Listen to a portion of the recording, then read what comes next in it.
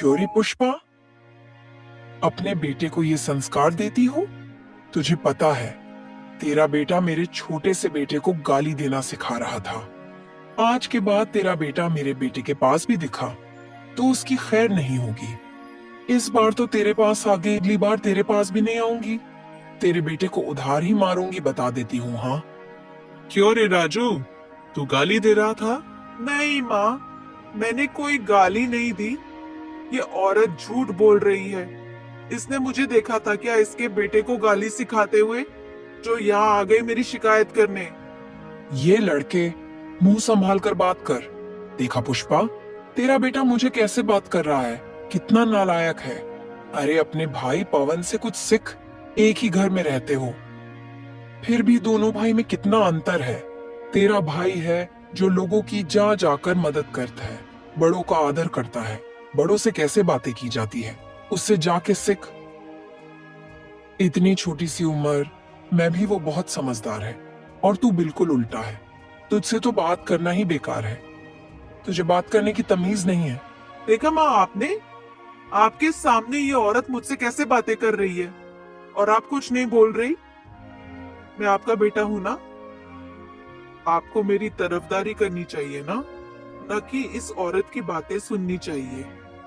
मैं झूठ नहीं बोल रहा। आपने मुझे झूठ बोलना कभी सिखाया ही नहीं, तो मैं झूठ क्यों बोलूंगा। ये जानबूझकर आपके पास आई है और ये मुझे नहीं, आपको ताना दे रही है कि आपके संस्कार अच्छे नहीं है। पुष्पा अपने बेटे की बात में आ जाती है और गुस्से से औरत से कहती है, बस बहुत हुआ, कब से देखी जा रही हूँ। मेरे बेटे को सुनाए जा रही हो। अपने अपने बेटे के खिलाफ एक शब्द नहीं सुनूंगी। मेरे संस्कार तुझसे कहीं ज्यादा अच्छे हैं। मेरा बेटा गाली गलौज कर ही नहीं सकता। और रही तेरे बेटे की बात, अगर मेरा बेटा इतना ही बुरा है तो तेरा बेटा मेरे बेटे के साथ खेलता क्यों है? अपने घर में रखा कर ना, उसे मेरे बेटे के साथ खेलने क्यों देती हो? राम राम राम, उलटा चोर कोतवाल को डांटे। एक तो गलती करते हो, ऊपर से सीनाजोरी करते हो। कुछ शर्म कर पुष्पा, ऐसे बेटे की तरफदारी मत कर। बड़ा होके एक दिन तुझे बहुत भारी पड़ेगा। उसे इतना सर पर मत चढ़ा। तेरे इस ज्यादा लाड से ही तेरा बेटा बिगड़ चुका है। अगर तूने अभी लगाम नहीं कसी तो तुझे बहुत पछताना पड़ेगा। मेरी बात याद रखना। मेरा बेटा है ना, मैं उसे डांटू या प्यार करूं, चाहे कुछ भी करूं, उससे तुझे क्या? तू जा यहाँ से, मुझे सिखाने की कोई जरूरत नहीं है। वो औरत वहां से चले जाती है। पवन घर आता है और उसे सारी बातें पता चल जाती हैं। तो पवन पुष्पा से कहता है, माँ आपने ये ठीक नहीं किया। वो चाची ठीक कह रही थी, मैंने इसे पहले भी देखा है। यह बाहर बहुत गाली गलौज करता है। उस दिन एक अंधा आदमी इससे रास्ता पूछ रहा था, तो इसने उसकी मदद करने के बजाय उसे कुएं का रास्ता बता दिया। बेचारा कुएं में गिरता गिरता बचा है। वो तो अच्छा हुआ मैं मौके पर वहां पर पहुंच गया और उनकी जान बचा ली, नहीं तो वो मर जाते। और यही नहीं, ये छोटे बच्चों को भी बहुत परेशान करता है। छोटे बच्चे को मारता है, बूढ़ों की लाठी लेकर भाग जाता है। ये लोगों को बहुत परेशान करता है। माँ, आप इसे कुछ कहते क्यों नहीं? अगर आपने इसे कुछ नहीं कहा तो ये और बिगड़ता चला जाएगा। क्यों रे पवन, वह औरत क्या कम थी जो अब तू आ गया सुनाने? मुझे समझ नहीं आता, हर कोई मेरे बच्चे के पीछे ही क्यों पड़ा है, और तू तो औकात में रहकर बात कर। तेरी हिम्मत कैसी हुई मुझसे ऐसी बात करने की? राजू मेरा बेटा है और तू गाय का बेटा है। तुझे जन्म देने वाली माँ तो रही नहीं, तुझे हम लोगों ने पाला है। इसी बात का एहसान मान। ज्यादा जबान लड़ाने की कोशिश मत कर, वरना मुझसे बुरा कोई नहीं होगा। अब जा यहाँ से। तभी मदन वहां आ जाता है। पुष्पा, ये क्या तरीका है बच्चे से बात करने का? वो भी हमारा ही बेटा है और वह सही तो किए रहा है। राजू को इतना सर पर चढ़ाने की कोई जरूरत नहीं है। आप चुप रहिए जी, आप कुछ नहीं जानते। मुझे अच्छे से पता है मुझे किससे कैसे बातें करनी चाहिए। पवन को यह सुन बहुत बुरा लगता है। पुष्पा ऐसे ही पवन को सुनाती रहती है और राजू की तरफदारी करती है। समय बीतता चला जाता है। दोनों बच्चे बड़े हो जाते हैं। पवन बहुत ही मेहनती लड़का था। वह खेती में बहुत मेहनत करता और उसे काफी अच्छी फसल होने लगी। राजू दिन भर अपने दोस्तों के साथ गांव में घूमता रहता। एक दिन पुष्पा सोचती है, इस पवन की शादी करा देती हूँ। उसकी शादी हो जाएगी तो घर में बहू आ जाएगी और वह घर का सारा काम करेगी। उसको तो मैं नौकरानी बनाकर रखूंगी और मैं दिन भर आराम करूंगी। फिर पवन की शादी हो जाती है और घर में बहू आ जाती है। पवन को बहुत संस्कारी और अच्छी पत्नी मिलती है जो घर के सारे काम संभाल लेती है। पुष्पा दिन भर आराम करते हैं और माया घर के सारे काम करते हैं। अच्छी नौकरानी मिली है। मैंने इसकी शादी कर बहुत अच्छा किया। इतना आराम तो मुझे कभी नहीं मिला। अब तो जिंदगी आराम से कटेगी। कितना सुकून है। समय पर गरमा गरम खाना मिल जाता है। कपड़े बर्तन सब कर लेती है। मुझे तो कुछ करने की जरूरत नहीं पड़ती। एक दिन पवन किसी काम से बाहर गया होता है। माया सो रही होती है। तभी उसके कमरे में राजू शराब पीकर आ जाता है और माया से गंदी गंदी बातें करने लगता है। माया उस कमरे से बाहर आ जाती है और पुष्पा मदन को सारी बातें बताती है। मदन राजू से गुस्से में पूछता है, ये क्या है राजू? तुम इतना गिर गए कि अपने भाई की पत्नी पर नजर रखने लगे। तुम्हें शर्म आनी चाहिए। कभी कभी तो मैं सोचता हूँ तू मेरा बेटा है भी या नहीं। दिन भर गांव में आवारा गर्दी करता फिरता है, ना कुछ काम करता है। अपने भाई को देख, आज हमारे पास कितनी सारी जमीन है, वो भी सिर्फ तुम्हारे भाई की वजह से। ये उसके मेहनत का फल है। जो तू 2 वक्त का खाना खा रहा है वो भी तेरे भाई के पैसे से ही आ रहा है और तू उसी भाई की पत्नी पर बुरी नजर रखता है। निकल जा मेरे घर से। मुझे ऐसे बेटे की कोई जरूरत नहीं। बाहर जाकर कुछ काम कर और खुद की कमाई से 2 रोटी खाकर दिखा, तब तुझे समझ आएगा। ये आप क्या कर रहे हो जी? उसे इतना भी मत डांटिए। उसने शराब पी रखी है। उसे अभी कुछ समझ नहीं आएगा। हम कल सवेरे बात करेंगे। गुस्सा थूक दीजिए। तुम अभी भी उसकी तरफदारी कर रही हो। अच्छा ठीक है, मैं तुम्हें भी कल सुबह देखता हूँ और तुम्हारे बेटे को भी। फिर अगली सुबह पवन भी घर आ जाता है। माया उसे सारी बातें बता देती है। पवन राजू से कहता है, ये मैं क्या सुन रहा हूँ राजू? तुम ऐसा कैसे कर सकते हो? वो तुम्हारी भाभी है। बस बहुत हो गया। हर कोई मेरे बेटे को सुनाए जा रहा है। कल रात को भी तुम्हारे पिताजी ने उसे बहुत सुनाया।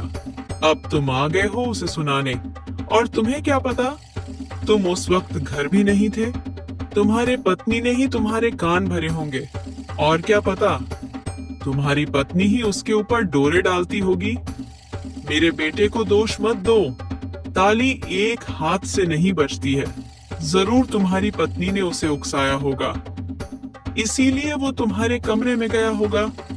मेरे बेटे पर उंगली उठाने से पहले अपनी पत्नी का चरित्र ठीक से जान लो, फिर बात करो।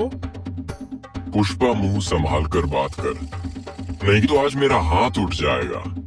तूने तो आज सारी हदें तोड़ दी। हद में नहीं, आप सब तोड़ रहे हो।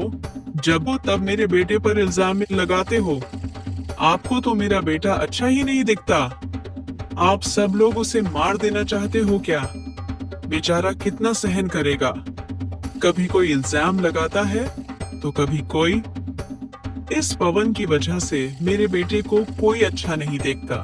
सब इसकी तारीफ करते हैं और इसके सामने मेरे बेटे को नीचा दिखाते हैं। अगर इसे मेरे बेटे से कोई तकलीफ है तो ये घर छोड़कर चले जाए। यहाँ रहने की कोई जरूरत नहीं। घर छोड़कर पवन नहीं राजू जाएगा। गलती राजू ने की है तो वही भुगतेगा। और अगर तुम्हें भी जाना है तो तुम भी उसके साथ जा सकती हो। अच्छा ठीक है, मैं ही चली जाती हूँ। आप रहिए अपने मुंह बोले बेटे के साथ। नहीं माँ, आप रुकिए। आप लोग मेरे वजह से झगड़ा मत कीजिए। सारी मुसीबत की वजह मैं ही हूँ ना। मेरी वजह से ये सब झगड़ा हो रहा है, तो मैं ही ये घर छोड़कर चला जाता हूँ। आप लोगों में से किसी को कहीं जाने की जरूरत नहीं है। आपने मेरे लिए बहुत कुछ किया है जो मैं कभी नहीं भूलूंगा।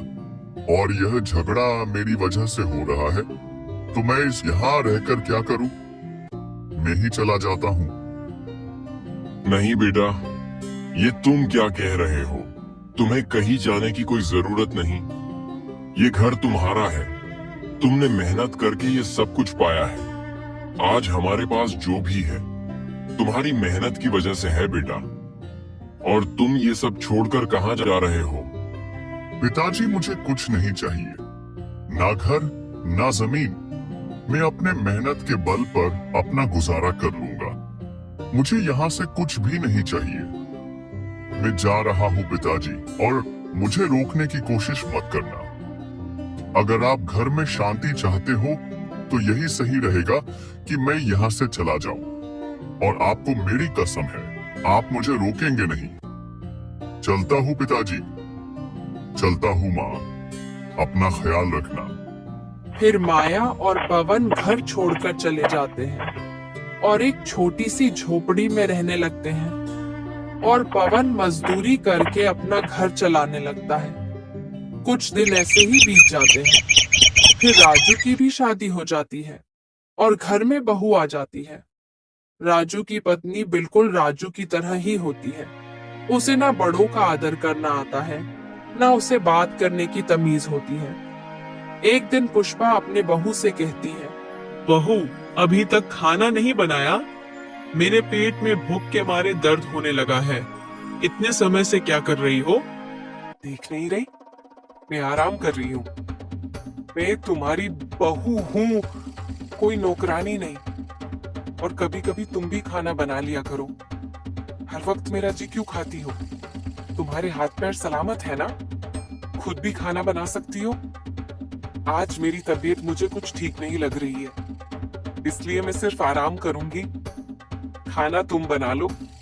पुष्पा को ये सारी बातें सुन बुरा भी लगता है और बहुत गुस्सा भी आता है। वो गुस्से से बोलती है, बदतमीज, तुम्हें बात करने की तमीज नहीं है। तुम्हें तुम्हारी माँ ने सिखाया नहीं कि बड़ों से कैसे बात करते हैं। तुम्हारे रहते हुए मैं खाना बनाऊं और तुम आराम करोगी? मुझसे ऐसे बात करते हुए तुम्हें शर्म नहीं आती? इसमें शर्म सी कौन सी बात है? मैंने ऐसा क्या कह दिया? सच ही कहा है। तुम खाना बना लोगी तो कौन सी आफत आ जाएगी। अब जाओ यहाँ से। मेरा सिर पहले ही बहुत दुख रहा है, मुझे आराम करने दो। पुष्पा वहां से गुस्से से चली जाती है और सोचती है, हे भगवान, कैसी खतरनाक बहू मिली है। तुझे ऐसी बहू मेरे ही पल्ले बांधना था। ऐसी बहू से तो भगवान बचाए। ये कितनी बदतमीज है। इसे बात करने की भी तमीज नहीं है। ये तो किसी दिन मुझ पर हाथ उठाने के लिए भी आगे पीछे नहीं न करेगी। एक पवन की बहू थी जो इतनी संस्कारी, इतनी अच्छी। बेचारी ने कभी मेरे सामने मुंह नहीं खोला था। घर के सारे काम चुपचाप कर लेती। जब भी मैं उसे कुछ काम कहती, उसके मुंह से कभी ना नहीं निकलता था। रोज वक्त पर गर्मागर्म भोजन परोसती थी। आज इसे देख मुझे उसकी कीमत पता चल रही है। बेचारी ने कभी मुझे उल्टा जवाब नहीं दिया। और इसे तो देखो, मुझ पर ही हुकुम चला रही है, जैसे कि ये मेरी सास हो। फिर राजू घर पर आता है और अपनी पत्नी से कहता है, क्या हुआ छाया? परेशान दिख रही हो। तुम्हारे माँ ने मुझे आज बहुत सुनाया। देखो ना, मेरी तबीयत कितनी खराब है। फिर भी वो मेरे पास आई और मुझे कहने लगी कि खाना बनाओ। मैंने सिर्फ इतना कहा कि माँ जी, मेरी तबीयत बहुत खराब है। मेरे सिर में बहुत दर्द है। थोड़ी देर आराम कर लेती हूँ, फिर बनाती हूँ। लेकिन वह नहीं मानी। वह मुझसे कहने लगे कि मैं बीमारी का नाटक कर रही हूँ ताकि मैं काम से बच सकूं, और मुझे 4 बातें सुनाकर चली गई। मुझे बहुत बुरा लगा। अच्छा, ये बात है। अभी उनसे बात करके आता हूँ। राजू अपनी माँ के पास जाकर बोलता है। माँ, ये मैं क्या सुन रहा हूँ? तुमने छाया को क्या कह दिया जो वह रो रही थी? बेटा, मैंने तो कुछ भी नहीं कहा। छाया है मुझे सुना जा रही थी, मुझसे जबान लड़ा रही थी। माँ, मुझे छाया ने सब कुछ बता दिया है। और आप उसे खाना बनाने के लिए क्यों कह रही थी? आपको दिख नहीं रहा उसकी तबीयत कितनी खराब है? आप खुद खाना नहीं बना सकती? अगर एक दिन खाना बना लिया तो क्या बिगड़ जाएगा? छोटी सी बात के लिए आपने उसे सुना दिया। ये सही नहीं है। तुझे क्या हो गया है राजू? कल की आई उस लड़की के लिए तू मुझे सुना रहा है? बचपन से लेकर आज तक मैंने तेरे लिए क्या कुछ नहीं किया। तेरे लिए मैं सारे दुनिया से लड़ गई, और तू आज मुझे सुना रहा है। शर्म कर राजू। मैं तेरी माँ हूँ, जिसने तुझे बात बात पर बचाया है। तो क्या माँ, आपने कोई उपकार नहीं किया? आपका फर्ज बनता है। आखिर आपने मुझे जन्म दिया है। अपने बेटे की बात सुन पूरी तरह से टूट जाती है। उसे बहुत बुरा लगता है। इधर छाया अपने मिठी मिठी बातों से राजू को फंसा कर रखती है, और राजू भी उसकी बातों में आकर बार बार अपने माँ का अपमान करता है। और एक दिन घर में बहुत बड़ा झगड़ा हो जाता है। छाया राजू को इतना भड़का देती है कि वह धोखे से सारी जमीन और घर अपने नाम करवा लेता है, और पुष्पा और मदन को घर से निकाल देता है। वह दोनों रात में कहीं बैठे होते हैं। देख रही हो पुष्पा, ये वही बेटा है जिसके लिए तू सबसे लड़ जाती थी। मैंने तुझे कितना समझाया, इसे ज्यादा सिर पर मत चढ़ा। इसे इतना भी प्यार मत दे कि बिगड़ जाएगा। देखो पुष्पा, आज तुम्हारे लाडले बेटे ने हमारे साथ क्या किया। मुझे माफ कर दीजिए, सारी गलती मेरी ही है। अगर मैंने उसे बचपन से ही 2 थप्पड़ लगाए होते तो आज शायद मुझे ये दिन देखना ना पड़ता। ये मेरे ही कर्मों का नतीजा है जो आज मैं भुगत रही हूँ। और वो तो मेरी संतान है ही नहीं। जो संतान हमारे घर जन्म लेने वाले थी, उसने गाय के पेट से जन्म लिया, और मैंने उसका बहुत अपमान किया। वही मेरा बेटा था जिसे मैंने घर से निकाल दिया। मैंने बहुत बड़ा पाप कर दिया। ये मेरे पापों की सजा है जो मैं आज भुगतत रही हूँ। ये तुम क्या कर रही हो पुष्पा? राजू हमारी संतान नहीं है। मुझे माफ कर दीजिए, मैंने आपकी बात नहीं मानी थी। मैंने वह फल नहीं खाया। उस फल को मैंने गाय को खिला दिया था। और राजू हमारा बेटा नहीं, मेरी बहन कमली का बेटा है। कमली ने ही मुझे सलाह दी कि मैं उसका बेटा अपना लूं, और आज देखिए उसके बेटे ने इतना सब कुछ कर लिया। हमारी जमीन छीन ली, घर छीन लिया, फिर भी कमली के मुंह से एक शब्द भी नहीं निकला। मुझे मेरी बहन ने भी धोखा दे दिया है। ये मेरी गलती है कि मैंने आपकी बात नहीं सुनी। मुझे आपकी बात मान लेनी चाहिए थी। अगर उस दिन मैं आपकी बात मान लेती तो हमारे घर एक ही संतान होती, और वो है पवन। उसकी जैसे संतान पाना तो बहुत सौभाग्य की बात है, लेकिन मैं बहुत बदकिस्मत हूँ जो उसे पाकर भी नहीं पा सकी। अब समय गुजर चुका है पुष्पा, अब अफसोस करने का क्या फायदा। तभी वहां पर पवन आ जाता है। दोनों भी पवन को देख बहुत खुश हो जाते हैं और पवन को सारी घटना बताते हैं। पवन दोनों को अपने घर ले जाता है। पवन के घर जाके देखते हैं तो पवन का घर बहुत बड़ा होता है। पवन अब बहुत ही बड़ा आदमी बन चुका है। दोनों ये सब देख बहुत हैरान हो जाते हैं। मदन पुष्पा से कहता है, देखा पुष्पा, ये खरा सोना है। आज के बाद मेरा तुम्हारी बहन कमली के बेटे से कोई रिश्ता नहीं। अरे वो तो मेरा बेटा है ही नहीं। मेरा बेटा तो ये है जो ईश्वर ने मुझे दिया था। आज के बाद मैं उस लड़के का कभी मुंह नहीं देखूंगा। बिल्कुल सही कह रहे हैं जी, मुझे माफ कर देना। पुष्पा पवन और माया से भी माफी मांगती है। ये क्या कह रही हो माँ? आप मुझसे बड़े हो, आप माफी मांगते हुए अच्छे नहीं लगती। मुझे आपसे कोई शिकायत नहीं है माँ, और आपको किसी बात की कोई चिंता करने की जरूरत नहीं। भले ही राजू ने आपकी जमीन घर ले लिया है, लेकिन ईश्वर ने मुझे किसी बात की कोई कमी नहीं रखी है। आप आराम से अपने इस बेटे के साथ रह सकती हो। आपको कभी किसी बात की कोई कमी नहीं रखूंगा। पुष्पा को पवन की ये सारी बातें सुन रोना आ जाता है और उसे अपने किए का बहुत पछतावा होता है।